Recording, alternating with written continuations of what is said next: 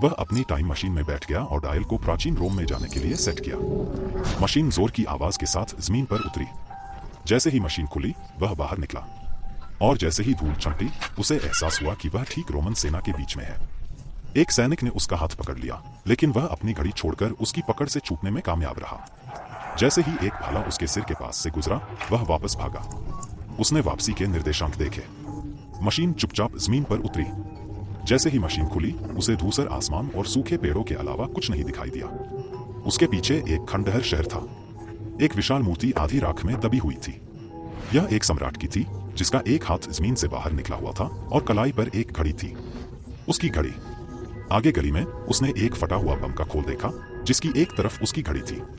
हुआ यूं कि उस सैनिक ने उस दिन वह घड़ी अपने पास रख ली थी। रोमन इंजीनियरों ने उसे अलग किया।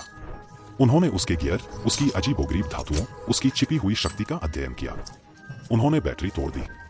उन्होंने ऊर्जा की खोज की, मशीनें बनाई और अपने समय से बहुत आगे के हथियार बनाए। वे बहुत तेजी से बहुत दूर चले गए। वह घड़ी निकालने के लिए मशीन की तरफ दौड़ा, लेकिन भाले ने उसमें एक बड़ा छेद कर दिया था, यानी वह फंस गया था एक ऐसी टाइमलाइन में जो कभी होनी ही नहीं चाहिए थी, और यह सब उसकी घड़ी की वजह से हुआ।